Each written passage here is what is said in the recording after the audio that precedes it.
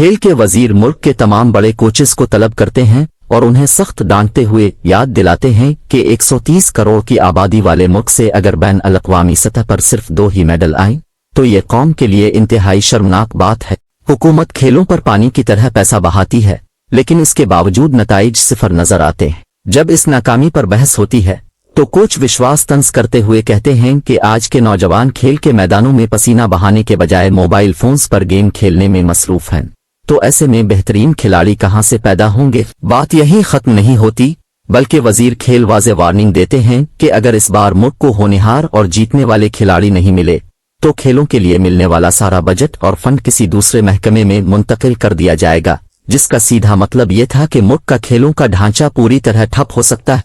इस बड़ी वार्निंग के बाद कोच विश्वास कसम खाते हैं कि चाहे कुछ भी हो जाए वो मुल्क के दूर दराज कोनों से असली और छुपा हुआ टैलेंट ढूंढ कर बाहर लाएंगे। इसी तलाश के सिलसिले में कोच विश्वास एक मशहूर स्पोर्ट्स एकेडमी जा पहुंचते हैं, जहां मुख्तलिफ खेलों के लिए खिलाड़ियों का इंतखाब और ट्रायल्स चल रहे होते हैं। विश्वास वहां मौजूद हर एक नौजवान से एक ही बुनियादी सवाल पूछते हैं कि उनका आइडियल पसंदीदा खिलाड़ी कौन है, लेकिन उन्हें इस वक्त शदीद हैरत होती है जब खेल चाहे कोई भी हो, क्रिकेट हो, कुश्ती हो या कोई और खेल, हर एक नौजवान के मुंह से सिर्फ और सिर्फ एक ही नाम गूंजता है, पेडी। विश्वास को समझ ही नहीं आता कि आखिर ये पेडी कौन सी बिला है जिसका खौफ और करेज हर खेल के खिलाड़ी के सर चढ़कर बोल रहा है। जब वो एकेडमी के एक मुलाजिम से इसके बारे में पूछते हैं तो वो बताता है कि पेडी हालात की मजबूरी की वजह से खिलाड़ी बना था, लेकिन इसकी फितरत ऐसी थी कि क्रिकेट हो, अखाड़े की कुश्ती हो या फिर मैदान का कोई भी दीगर खेल, वो हर फन में माहिर और बेमिसाल था। लोग तो उसे खेलों का भगवान मानने लगे थे।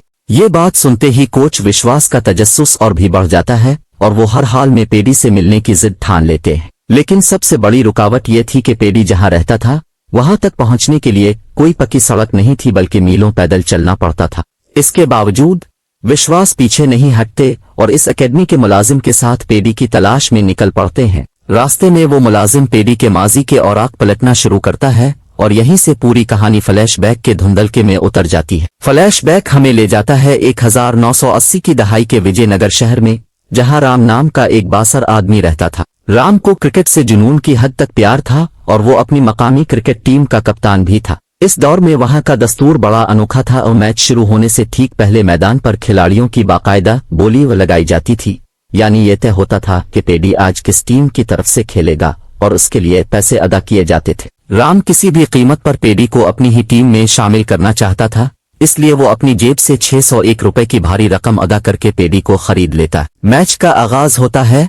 पहले राम की टीम फील्डिंग करती है और मुखालिफ टीम बोर्ड पर 125 रन टांग देती है। इसके बाद जब राम की टीम बैटिंग के लिए मैदान में उतरती है तो मुखालिफ टीम का एक खूंखार बॉलर आम बॉलिंग करने के बजाय राम के खिलाड़ियों को जिस्मानी तौर पर लहूलुहान करने पर उतर आता है। वो किसी के पेट पर तेज गेंद मारता है तो किसी के चेहरे पर, जिससे राम की टीम के खिलाड़ी बुरी तरह सहम जाते हैं और अंदर से टूट जाते हैं। हालत ये हो जाती है कि राम की टीम हार के दहाने पर आ खड़ी होती है और सबसे बड़ी मुसीबत ये थी कि इस आन बान और शान के मैच में पेडी अभी तक मैदान में पहुंचा ही नहीं था। दरअसल उस वक्त पेडी शहर की एक गुड़ की फैक्ट्री में अपनी रोजी रोटी के लिए मजदूरी कर रहा होता है। जैसे ही इसे मैच के वक्त का ख्याल आता है वो अपने काम को वहीं अधूरा छोड़कर सीधे दौड़ते हुए मैदान की तरफ भागता है। जैसे ही पेडी की मैदान में एंट्री होती है पूरा स्टेडियम खुशी से झूम उठता है, क्योंकि बच्चा जानता था कि मैदान में पेडी के आते ही खेल का पासा किसी भी लम्हे पलट सकता। पेडी सीधे बैटिंग के महाज पर आता है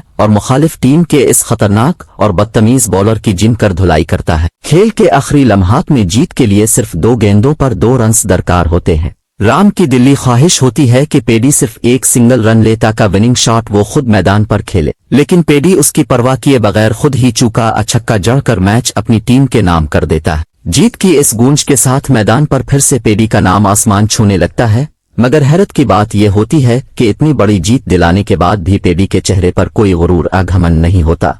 वो बगैर किसी हीरोपन्नी के चुपचाप वापस अपनी मजदूरी करने लूट जाता है। रास्ते में वो मुलाजिम विश्वास को इस मुआशरे की सबसे कड़वी और झंझोड़ देने वाली हकीकत बताता है। इस जमाने में पेडी और उसके जैसे दीगर लोगों को पहाड़ी दिहाड़ी कहकर पुकारा जाता था। उनके इस पूरे इलाके और बस्तियों का सरकारी तौर पर कोई नाम तक नहीं था। ये लोग अपने 2 वक्त की रोटी कमाने के लिए गांव से दूर शहर की खुदाइयों और फैक्ट्रियों में मजदूरी करने जाते थे, लेकिन वहां भी उनके साथ इंसानियत से गिरा हुआ इम्तियाजी सलूक किया जाता था।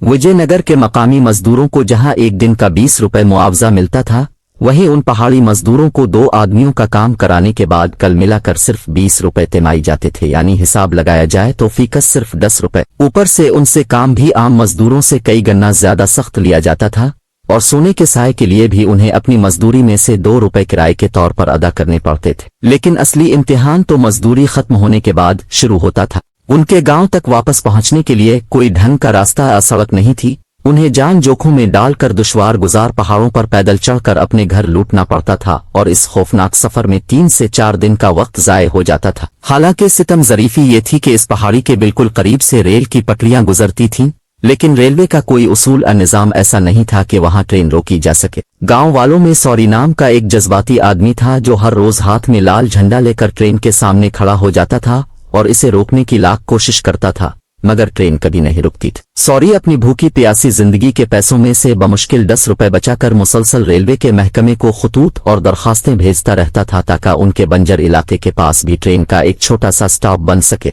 अगर वो ट्रेन रुकने लगती तो जो सफर तय करने में 3-3, 4-4 दिन लगते थे, वो सिर्फ 1 घंटे में सिमट सकता था। मगर बहरे इंतजामिया के कान पर जूं तक नहीं रेंगती थी। थक हार कर जब ये मजदूर अपने घरों और खानदानों के पास पहुंचते तो जिंदगी की चंद सांसें लेते। पेडी भी अपनी माँ के पास लूटता है और हमेशा की तरह उनसे अपनी शादी करवाने की जिद दोहराता है। इसी बीच कहानी में एक नया सियासी और ड्रामाई मोड़ आता है जिसे अची अम्मा का वाकया कहा जा सकता है। एक रात अची अम्मा खुद अपने ही गिने के हरे भरे खेतों में आग लगा देती है। इसके पीछे इसकी एक सोची समझी चाल थी। इसका बाप पिछले कई सालों से मुसलसल इलेक्शन लड़ रहा था, लेकिन हर बार उसे हार का मुंह देखना पड़ता था। इसके सामने मरकजी हरीफ भास्कर राव था जो इसराम का मामू था और वही हर बार इलेक्शन जीतता चला आ रहा था। अची अम्मा चाहती थी कि इस बार बाजी पलट जाए और उसका बाप जीते, इसलिए इसने खुद अपने खेतों को जलाकर कल 18 गांव के वोटरों की हमदर्दी हासिल करने का ये नायाब पैंतरा अपनाया था ताकि लोग जज्बाती होकर उसके बाप के हक में वोट दें। इसी इंतखाबी मुहिम के दौरान पेडी पहली बार अची अम्मा को देखता है और देखते ही इस पर अपना दिल हार बैठता है। अब पेडी का हाल ये हो जाता है कि वो उठते बैठते हर लम्हा सिर्फ इसी के ख्यालों में खोया रहता है। इलेक्शन की तारीखें बहुत करीब थीं और अची अम्मा अपनी जीत यकीनी बनाने के लिए एड़ी चोटी का जोर लगा रही थी। एक रात वो गांव-गांव घूमकर गरीब औरतों को साड़ियां और शराब बांट रही होती है और इत्तेफाक से पेडी भी वहां मौजूद होता है। मौका की नजाकत को भांपते हुए पेडी चुपचाप अची अम्मा के पास पहुंच जाता है। इस वक्त अची अम्मा एक मकान के अंदर बिल्कुल अकेली होती है और पेडी भी दबे पांव उसके पीछे अंदर चला जाता है। तभी बाहर खड़े पेडी के कुछ दोस्त डर के मारे बाहर से लाइट बंद कर देते हैं, जिससे कमरे में गहरा अंधेरा छा जाता है। अचानक हुए इस अंधेरे से अची अम्मा घबरा जाती है और इस अफरा तुफरी और धाकम पेल के माहौल में पेडी अनजाने में अजोश में आकर अची अम्मा का बोसा ले लेता है। इस हरकत से अची अम्मा आग बगूला हो जाती है और गुस्से से कांप उठती है, लेकिन कम रोशनी और घुप अंधेरे की वजह से वो पेडी का चेहरा साफ नहीं देख पाती। तभी इसका वफादार नौकर आकर उसे खबरदार करता है कि अगर ये बात बाहर फैली तो खानदान की भारी बदनामी हो जाएगी, इसलिए इलेक्शन मुकम्मल होने तक इस खुफिया वाक़ये को राज ही रखना होगा। इधर पेडी अब ज़हनी तौर पर पूरी तरह अची अम्मा के प्यार में पागल हो चुका था। कुछ दिनों के बाद गांव में एक बड़ा इंतखाबी जलसा और मुहिम का स्टेज सजाया जाता है। अची अम्मा इस स्टेज से कड़कदार आवाज में तकरीर करती है और आवाम से अपील करती है कि इस बार उनके वालिद को भारी अक्सरियत से जताएं। इस भीड़ में राम भी मौजूद था, जिसे अची अम्मा की ये बढ़ती हुई मकबूलियत और तकरीर आंख में चुभ रही थी। राम की नियत थी कि किसी तरह सबके सामने अची अम्मा की इज्जत उछालकर उसकी रुसवाई की जाए। जैसे ही मौका मिलता है, राम का छोटा भाई स्टेज पर चढ़ जाता है और अची अम्मा के कपड़े खींचने की नीच हरकत करता है, जिससे इसकी इज्जत दांव पर लग जाती है। लेकिन ठीक इसी लम्हे पेडी मुस्तैदी दिखाता है और टेंट की मरकजी रस्सी को जोर से खींच देता है, जिससे पूरा का पूरा टेंट धड़ाम से नीचे आ गिरता है और इस आड़ में अची अम्मा की इज्जत बच जाती। हालांकि राम के खेमे में एक शातिर फोटोग्राफर भी मौजूद था, जिसने इस पूरे वाकये की तस्वीरें अपने कैमरे में कैद कर ली थीं। इसका नापाक मंसूबा था कि अगली ही सुबह इन तस्वीरों को छपवाकर पूरे गांव में चस्पा कर दिया जाए ताकि अची अम्मा का सियासी करियर और वकार हमेशा के लिए खाक में मिल जाए। जब ये भनक पेडी तक पहुंचती है तो उसका खून खोल उठता है। वो फौरन गुस्से से लाल होकर उन लोगों के पास पहुंचता है और राम के भाई और इस फोटोग्राफर की छाती पर चढ़कर उनकी जोरदार पिटाई करता है। हालांकि पेडी ने अपना चेहरा छुपाने की कोशिश की थी, लेकिन हाथापाई और आग की तेज रोशनी के बीच उसका चेहरा बेनकाब हो जाता है। رام کا بھائی اسے فوراً پہچان لیتا ہے اور توہین آمیز نظروں سے چلاتا ہے کہ ایک معمولی پہاڑی دہاڑی مزدور کی اتنی اوقات کہ اس نے ان پر ہاتھ اٹھایا، لیکن پیڈی اب رکنے والا نہیں تھا۔